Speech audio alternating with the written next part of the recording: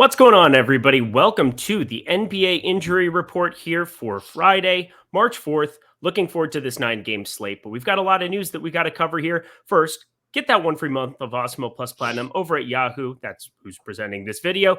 You get that one free month by depositing $10 as a new user playing in any paid contest. It's as simple as that. Now, let's get to it. We just had break. As we were getting into this room, Cade Cunningham is questionable. So let's start there. We know Jeremy Grant is kind of a given so long as he's not resting on a back-to-back. But one of my least favorite things to do on planet Earth is figuring out which cheap Pistons guard to play in absences like this. Talk me through this muddy situation. Yeah, I think it's pretty difficult and it could go a lot of different ways because, like you said, it's just a situation where most of the guys on Detroit aren't good enough that you can confidently say they're going to step up.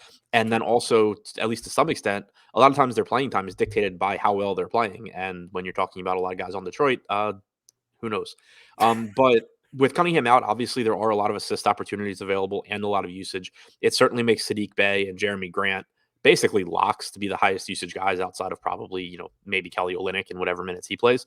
But the Amadou Diallo, Corey Joseph, Killian Hayes grouping becomes more important if Cunningham is out because you, for one, get more minutes available. Diallo, if Cunningham were in, I would assume plays 18 minutes or so. With Cunningham out, he could certainly play a lot more. He's a relatively productive fantasy player when he's on the floor.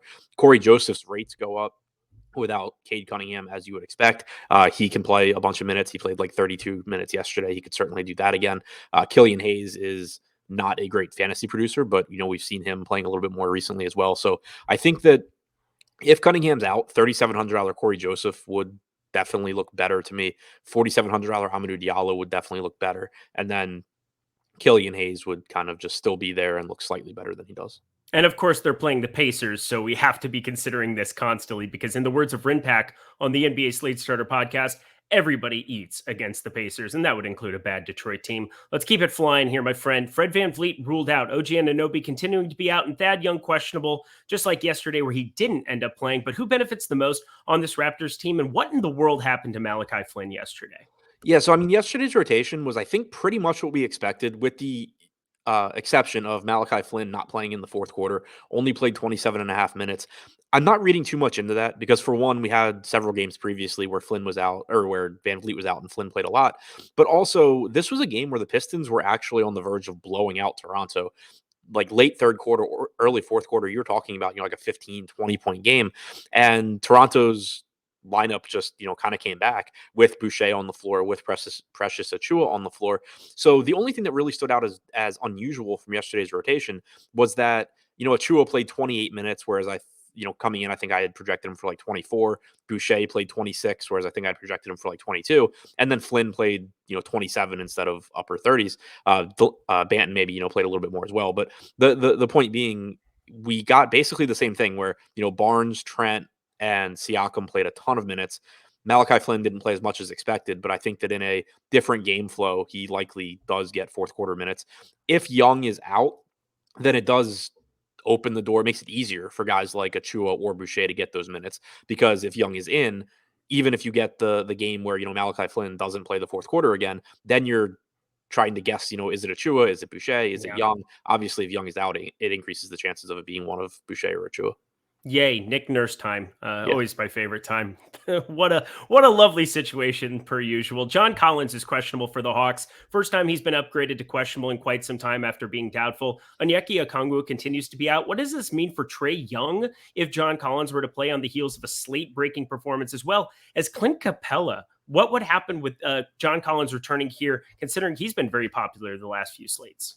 Yeah, Collins' return has a pretty big impact, I think, on essentially this entire team. Trae Young is a good option one way or the other, but his usage rate does come down with John Collins on the floor, as you would expect. You could argue that the assist percentage maybe goes up a little bit, but his per minute production does go up a bit without John Collins out there. So he would look a little bit worse. Clint Capella would become a lot bigger question mark, because what we were seeing prior to Collins' absence was that Capella was typically living in the like 24-minute per game range, and you were getting John Collins playing quite a bit at center. Now, you could just get Gorgie Jang not in the rotation. Capella still plays 30, 32 minutes. Collins gets the backup center minutes and then, plays the rest of his minutes at the 4. But you also could get, 24 minutes for Capella, 16 for Jang, 14 for Jang, whatever you want to call it. And then Collins getting the rest of the center minutes, in which case, obviously, that would be very, very bad for Clint Capella. That on top of the fact that we did actually see 2 games ago against Boston, the Hawks did close with Danilo Gallinari at the 5. So that was something we hadn't seen in Collins' absence. It just, if Collins is back, I think that's a risk somewhat tonight anyway against a Washington team where Atlanta doesn't really need a center if they don't want one. But if Collins is out, I think it's still likely that one way or the other, you're getting at least 28 to 30 minutes from Capella. If Collins is in, it really makes those minutes risky. So not to say he couldn't still play 30 or 30 to 32. Like there is clearly a path to that if they just remove Gorgie Jang from the rotation. But it would definitely make those minutes riskier. And then for the guys like, Bogdanovic, Gallinari, Hunter, Herter, all of those minutes become riskier as well. Whereas with Collins out, we've been talking about, they'll average 30 to 32. Hunter will average 34 to 36. Yep. But if they're playing well, Herter can play 34, Bogdan can play 34. Now with Collins in, it becomes more of like, well, if they play well, maybe they get to 30, with the exception again of Hunter. Yeah, so many moving parts here for Atlanta. Check out the NBA Deeper Dive live before lock show. We'll have a little bit more information, and depending on John Collins' status, that will dictate a lot of what you want to do with this team. Anthony Edwards out, Jared Vanderbilt questionable for the Minnesota Timberwolves. What are we planning to do with the cheap pieces as well as Cat and Russell? What kind of priorities for this slate are they for you? Right now they're looking like some of the best plays on the slate. You have Malik Beasley, who played 27 minutes last game. I don't necessarily think he plays 27 or 28 minutes again, but he's only $3,200 on DraftKings. He's averaged about 0.8 fantasy points per minute this year, about 0.9 fantasy points per minute without Anthony Edwards. So he looks like a good value one way or the other. D'Angelo Russell, Karl Anthony Towns both see their per minute production increase. The one thing that's kind of difficult here is that when you talk about Russell, you have guards from, for example, Toronto with VanVleet out. You have Trent, who's cheaper. You have Malachi Flynn, assuming people are going to go back there in that price range, or an even cheaper price range. You have Scotty Barnes, who becomes a really strong mid-range play.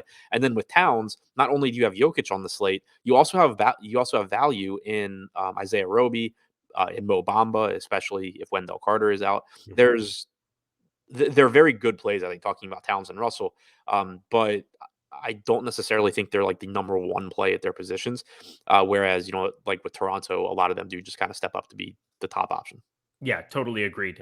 Malachi Flynn going right back to the well. Just fine with that. 2 big forward pieces. You alluded to Wendell Carter. This is going to be the last section we cover here. Wendell Carter Jr. questionable. Tobias Harris for the Sixers questionable.